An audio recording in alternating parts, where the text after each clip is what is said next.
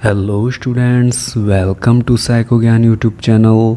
हम इस चैनल पे 12th क्लास साइकोलॉजी के कंप्लीट सिलेबस को कवर कर रहे हैं और इस सिलेबस में हमने यूनिट 1 व्यवहार के दैहिक आधार को कवर कर लिया है। इसके साथ ही तंत्र का तंत्र और केंद्रीय तंत्र का तंत्र को भी कवर कर लिया है। अब हमारी सेकेंड यूनिट चल रही है अधिगम। इसमें हमने अधिगम का स्वरूप, सीखना, अर्थ, परिपक्वता, विषय चक्र सीखने की विधियां एवं सिद्धांत, प्रयत्न एवं त्रुटि का सिद्धांत और अंतर्दृष्टि का सिद्धांत भी कवर कर लिया है।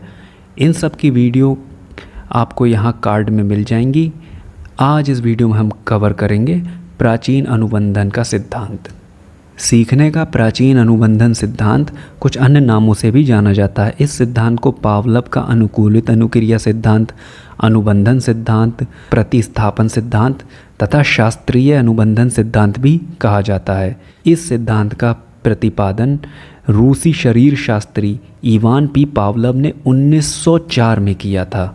जैसा कि इस सिद्धांत का नाम है अनुकूलित अनुक्रिया, इसका अर्थ होता है अस्वाभाविक उत्तेजना के प्रति स्वाभाविक क्रिया करना। जैसे कि हम किसी क्रिया को करते हैं तो किसी न किसी स्वाभाविक उद्दीपक के प्रति उस क्रिया को करते हैं, और अगर हम उसी क्रिया को उस स्वाभाविक उद्दीपक की जगह किसी अस्वाभाविक उद्दीपक के प्रति वही क्रिया करने लगें तो इसी को अनुकूलित अनुक्रिया कहा जाता है।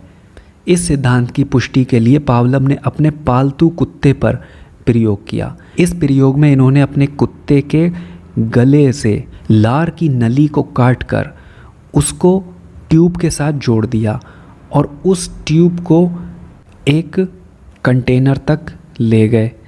कुत्ते के मुंह से निकला हुआ लार इकट्ठा होने लगा और फिर इन्होंने उस कुत्ते को भूखा रखा और कुत्ते को एक कंट्रोल पोजीशन में, यानी कि एक ऐसी जगह पर बांध कर रखा जहां से वो हिल नहीं सकता था। ये सब व्यवस्था उन्होंने एक छोटे से कमरे के अंदर की। ये यहाँ पर आपको ये स्क्रीन दिख रही है, ये पूरा एक छोटा सा कमरा टाइप का है जहाँ पर कुत्ता अंदर बंद था। और फिर क्या किया, इन्होंने कुत्ते के सामने गोश्त का टुकड़ा रखा। तो फिर इन्होंने देखा कि कुत्ता गोश्त को देखकर उसके मुंह से लार निकलना शुरू हो गई। फिर इसके बाद इन्होंने अगले कई प्रयासों में इस गोश्त के साथ एक घंटी भी बजाई। जैसे ही घंटी बजाई जाती उसके 5 सेकंड के बाद गोश्त का टुकड़ा कुत्ते के सामने रखा जाता और फिर कुत्ता लार निकालना शुरू कर देता था। ऐसा कई प्रयासों में किया गया। फिर अंत के प्रयासों में इन्होंने ऐसा किया कि कुत्ते के सामने गोश्त का टुकड़ा ना रखकर सिर्फ घंटी बजाई गई और फिर इन्होंने ये देखा कि कुत्ता घंटी की आवाज़ से भी लार निकालना शुरू कर देता था और कुत्ता उतनी ही लार निकालता था घंटी की आवाज़ सुनकर भी जितना वो उसके टुकड़े के आने पर निकालता था। तो इस प्रयोग में आपने देखा कि पहले कुत्ता खाने के प्रति लार निकालता था, उसके बाद जब घंटी और खाने को साथ दिया गया तो भी वो लार निकालता था, और बाद में जब केवल घंटी को बजाया गया और खाना नहीं दिया गया तो भी पाया कि कुत्ते ने लार को निकाला। तो यहाँ पर जो हमारा भोजन था वो है अनकंडीशनल स्टिमुलस, यानी कि स्वाभाविक उद्दीपक, वास्तविक उद्दीपक इसको कहेंगे।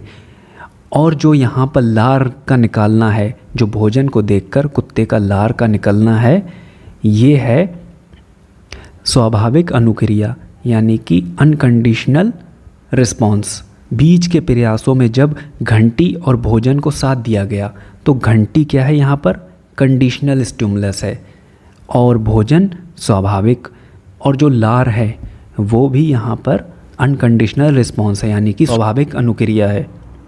और अंत के प्रयासों में केवल जब घंटी बजाई गई और भोजन नहीं दिया गया तो यहाँ पर घंटी जो है वो है कंडीशनल रिस्पॉन्स, यानी कि अनुबंधित उद्दीपक।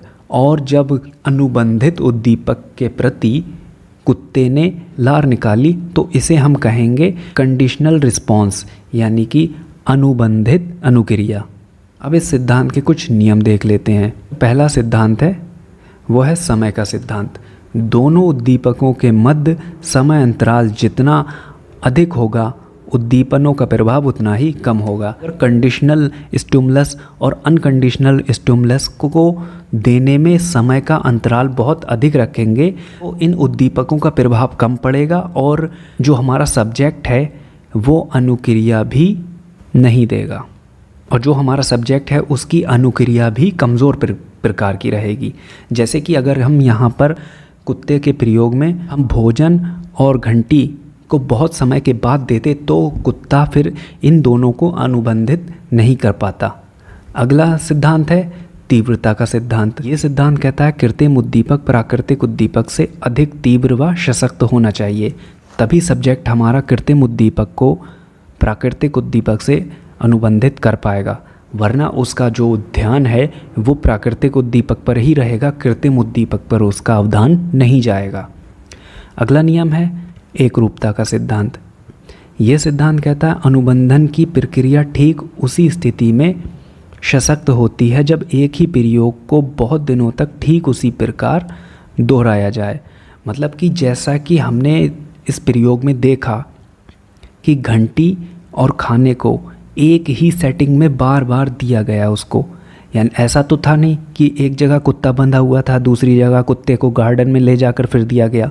कुत्ता एक ही स्थिति में था और उसे एक ही प्रकार से दोनों उद्दीपक दिए गए, तभी वो उन दोनों उद्दीपकों को अनुबंधित कर पाया। अगला सिद्धांत है पुनरावृत्ति का सिद्धांत। यह सिद्धांत कहता है किसी क्रिया को बार बार दोहराने पर वह स्वभाव में आ जाती है और हमारे व्यक्तित्व का एक स्थायी अंग बन जाती है। जैसा कि हमने देखा कि घंटी और भोजन को कुत्ते को बार बार कई प्रयासों में दिया गया, तभी वो उन दोनों को अनुबंधित कर पाया। तो ये नियम यही कहता है कि उद्दीपकों की पुनरावृत्ति करने से ही अनुबंधन होता है। लास्ट सिद्धांत है व्यवधान का सिद्धांत। यह सिद्धांत कहता है वातावरण शांत होना चाहिए कि दोनों उद्दीपकों के अतिरिक्त कोई उद्दीपक ध्यान आकर्षित करने वाला या ध्यान बटाने वाला नहीं होना चाहिए।